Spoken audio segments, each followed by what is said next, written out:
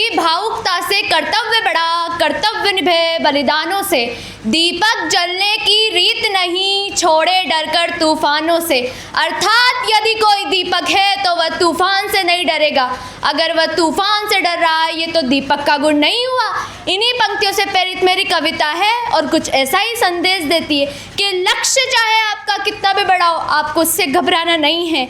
ध्येय चाहे आपका कितना भी ऊंचा हो, जो कुछ भी मिलेगा, संघर्ष भी बड़ा होगा। अगर आप उससे घबरा रहे हैं तो ये शिखर, लक्ष्य, ध्येय आपके लिए नहीं है। शुरुआती पंक्तियों में एक पौधे का प्रतीक लेते हुए, मिट्टी की परतों से, पथरीले रस्तों से, मिट्टी की परतों से, पथरीले रस्तों से यदि जड़ें तुम्हारी घबराती हो, हिम्मत नहीं जुटा पाती हो, तो मेरे नवपल्लव साथी ये जगह तुम्हारे लिए नहीं। डर है यदि गिर जाने का, तो ये शिखर तुम्हारे लिए नहीं, शिखर तुम्हारे लिए नहीं। मन को सुलझाने में, ध्येय नया पाने में, मन को सुलझाने में, ध्येय नया पाने में यदि भटकन लगती हो, यदि अड़चन लगती हो, तो छोड़ो ये जाने दो, ये डगर तुम्हारे लिए नहीं। डर है यदि गिर जाने का, तो ये शिखर तुम्हारे लिए नहीं, शिखर तुम्हारे लिए।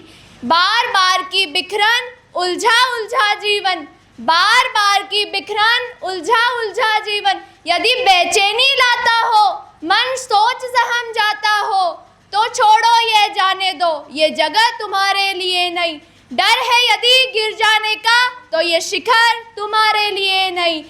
पाँव लगे घाव में, पत के बखाओं में, पाँव लगे घाव में, पत के बखाओं में यदि पीड़ा पाता हो, दीर्घ में आंसू लाता हो, तो रास्ता कोई और चुनो, ये शिला तुम्हारे लिए नहीं।